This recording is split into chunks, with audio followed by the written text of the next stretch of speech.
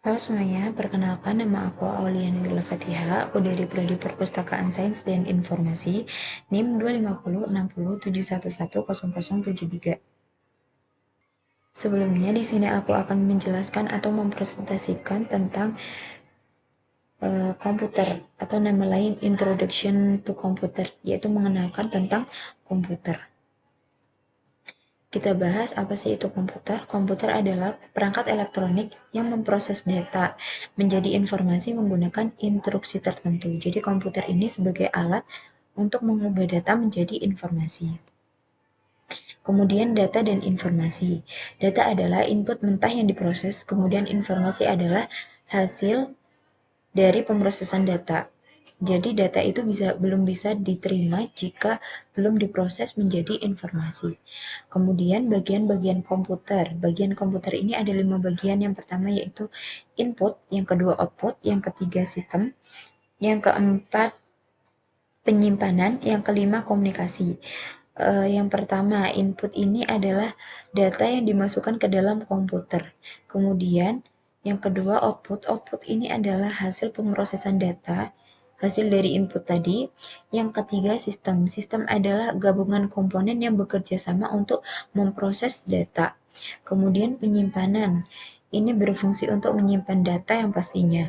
Yang kelima komunikasi. Ini bagaimana komponen-komponen tersebut saling bertukar data. Kemudian di dalam komputer ini terdapat 6 cara untuk menyambungkan ke internet.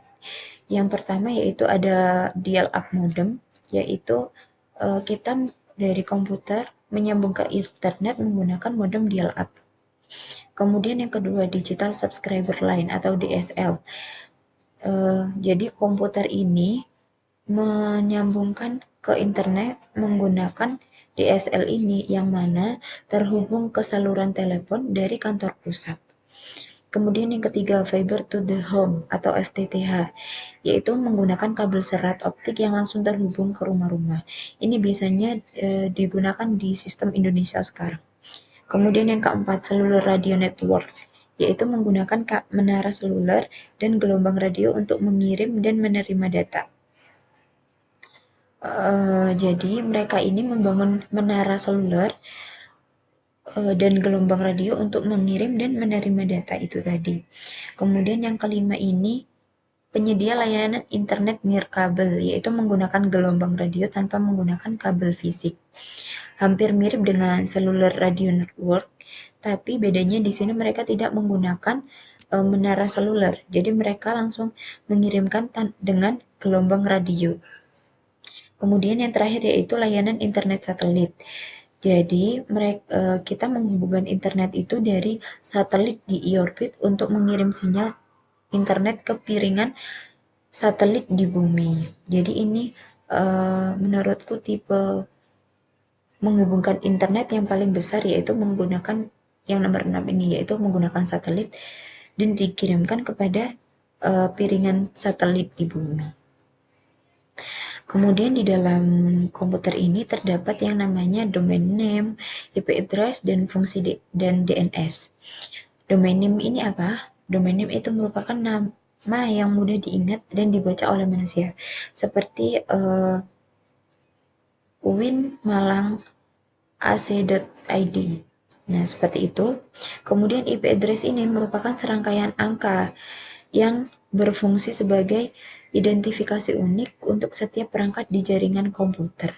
Jadi, seperti contoh 74.220.193.173.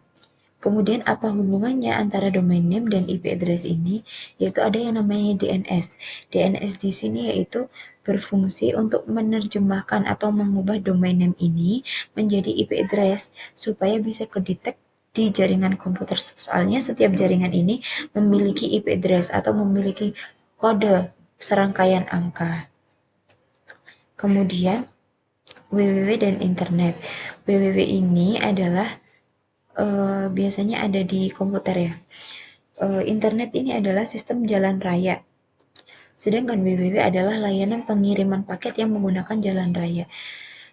Jadi aku menyimpulkannya atau contohkannya seperti orang yang berjalan di jalan raya. Soalnya kan orang yang jalan raya itu sebagai internet dan orangnya yang berjalan ini tadi sebagai www. Jadi dengan kata lain, www ini adalah salah satu layanan yang berjalan di atas infrastruktur internet. Kemudian application software. Ini memiliki 4 bagian. Yang pertama bisnis, yang kedua komunikasi, yang ketiga multimedia, yang keempat edukasi. Yang pertama bisnis ini contohnya note taking, project management, database, dan lain-lain. Kemudian yang komunikasi ini ada contohnya electronic mail, online forum, dan lain-lain. Ini bisa kalian lihat. Kemudian di multimedia ini juga sama, ini contohnya. Kemudian yang di nomor 4 yang edukasi ini dibagi menjadi 2 ternyata. Yang pertama yaitu entertainment. Entertainment itu contohnya seperti movie player atau seperti game. Terus yang kedua edukasi seperti e-learning di UIN Malang, ac.co.id. Kemudian Google Classroom. Kemudian aplikasi ini terdapat 3 ternyata. Yang pertama itu aplikasi web, yang kedua desktop, yang ketiga mobile. Yang pertama aplikasi web ini dijalankan melalui server dan diakses melalui perambanan. Biasanya itu seperti Chrome gitu-gitu. Terus yang kedua yaitu aplikasi desktop. Aplikasi desktop ini dijalankan di komputer lokal dan lebih bertenaga, tapi terbatas pada sistem operasi tertentu. Jadi aplikasi desktop ini terbatas. Kemudian aplikasi seluler. Aplikasi seluler ini dibatasi pada sistem operasi seluler. Biasanya merupakan versi light dengan fungsionalitas dasar. Kemudian unit system. Ada unit apa saja di dalam komputer itu terdapat banyak unit yang tersusun menjadi komputer itu tadi. Nah, unit system itu sendiri adalah wadah yang berisi komponen elektronik komputer untuk memproses data. Jadi kayak bagian-bagian komputer itu.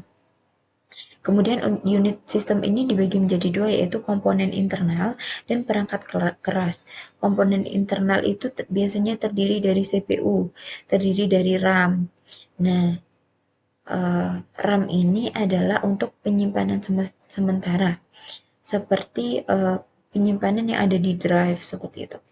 Kemudian perangkat keras itu biasanya diklasifikasikan menjadi perangkat input untuk memasukkan data, perangkat output untuk melihat hasil, perangkat penyimpanan untuk menyimpan data, dan yang terakhir yaitu perangkat komunikasi untuk mengirim dan menerima data. Ini bagian-bagian atau unit system yang ada di komputer. Yaitu yang pertama ada motherboard, yaitu papan sirkuit yang menghubungkan semua komponen yang ada di komputer seperti CPU, RAM, dan kartu grafis. Komponen-komponen penting di motherboard itu juga termasuk not bright dan south bright. Kemudian di CPU, kemudian ada CPU. CPU itu merupakan otak komputer yang bertanggung jawab untuk memproses instruksi. Jadi CPU itu sebagai otak dari komputer ini yang untuk memproses instruksi yang kita buat. Kemudian clock processor. Ini mengukur kecepatan pemrosesan instruksi dalam HZ ini. 1 HZ sama dengan 1 siklus per detik. Kecepatan clock yang lebih tinggi berarti lebih banyak siklus per detik, yang memungkinkan pemrosesan data lebih cepat. Kemudian ada yang namanya hyper threading, yaitu teknologi yang memungkinkan satu inti fisik prosesor berfungsi sebagai 2 inti logis atau inti palsu sehingga meningkatkan kinerja pemrosesan secara paralel.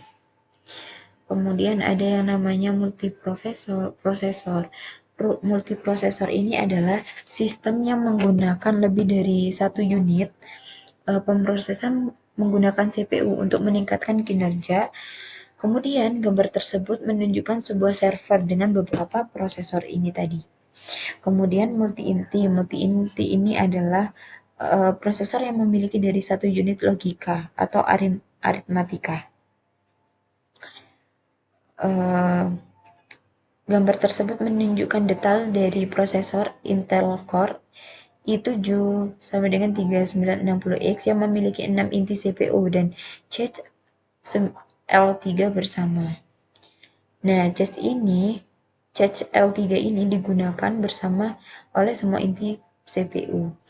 Kemudian ada yang namanya pendingin prosesor. Pendingin prosesor ini dibagi menjadi dua, yaitu pendingin udara dan pendingin cairan. Apa perbedaannya adalah pendingin udara ini menggunakan kipas dan heatsink untuk menghilangkan panas dari prosesor. Kemudian pendingin cairan ini menggunakan cairan untuk menyerap panas dari prosesor dan memindahkannya ke radiator untuk didinginkan. Kemudian terdapat expansion slot, memori, port, dan konektor. Expansion slot ini digunakan untuk memasang kartu tambahan blok seperti kartu VGA atau LNA. Jadi sebagai tempat kartu. Kemudian memori ini ada memori volatil dan ada memori non volatil. Dan memori non volatil itu memori yang datanya akan hilang saat daya itu dimatikan. Contoh RAM. Kemudian memori non volatil itu memori yang datanya akan tetap tersimpan meskipun laptop ini dimatikan. Contohnya adalah ROM. Kemudian ada yang namanya port dan konektor. Port dan konektor ini apa sih bedanya? Port adalah titik di mana perangkat periferal terhubung atau berkomunikasi dengan unit sistem. Nah, konektor adalah bagian yang menyambung kabel ke port. Nah, ini adalah contoh-contoh input device atau alat-alat untuk menginput, yaitu ada ini keyboard, ada scan, ada mic, ada mouse, ada stick, ada sensor. Kemudian output device, ini ada komputer, ada print, ada speaker, kemudian ada earphone. Nah, ini ada yang namanya storage. Apa itu storage? Storage adalah penyimpanan perangkat yang digunakan untuk menyimpan dan mengambil data, instruksi, dan informasi. Kemudian memori, apa bedanya memori dan apa bedanya storage? Memori itu sendiri seperti RAM, yaitu data itu akan hilang ketika laptop ini dimatikan. Tapi memiliki kelebihan, yaitu aksesnya cepat. Jika storage ini adalah data ini akan tetap ada meskipun laptop ini dimatikan. Nah, ada juga kelebihannya, yaitu memiliki kapasitas yang sangat besar, kemudian akses lebih. Tapi memiliki juga kekurangan, yaitu akses lebih menghambat. Contoh-contoh storage media itu kayak magnetic, optical, flash, network. Kemudian operasi sistem di sini yaitu pengertiannya yaitu sekumpulan orang yang mengkoordinasikan semua aktivitas di antara sumber daya perangkat keras komputer. Kemudian perannya sebagai jembatan antara pengguna aplikasi dan perangkat keras, contoh Windows, Linux, Android, iOS. Nah, proses sistem pengoperasian ini ada yang namanya multitasking, yaitu menunjukkan text manager di Windows yang menampilkan berbagai aplikasi dan proses yang berjalan bersama. Terus ada yang namanya proses eksekusi yang menggambarkan alur eksekusi proses dari hard disk ke RAM, lalu dijalankan ke CPU. Kemudian inside disk, yaitu menunjukkan visualisasi internal hard disk drive yang sedang beroperasi. Kemudian ada namanya antarmuka pengguna, ini dibagi menjadi dua, yaitu GUI antarmuka pengguna grafis, ada yang namanya CLI atau antarmuka baris perintah. Nah, ini slide yang terakhir. komunikasi komputer dan perangkat komunikasi. Komunikasi komputer ini adalah proses di mana satu komputer mentransfer dan inner data, instruksi dan informasi ke komputer lain. Kemudian perangkat komunikasi ini menampilkan contoh perangkat seperti modem yang berfungsi untuk modulasi dan data demodulasi sinyal digital dan analog. Kemudian media transmisi jaringan komputer ini yang berkabel. Contohnya ini kabel pasangan berpilin. Dibagi menjadi 3 yaitu kabel berpasangan berpilin, kabel koaksial tembaga, kabel serat optik. Nah, kabel yang tidak terpadu atau nirkabel itu contohnya Bluetooth dan Wi-Fi. Nah, segitu aja presentasi dari aku kali ini. Jika ada kurang lebihnya mohon maaf. Sekian, wassalamualaikum warahmatullahi wabarakatuh.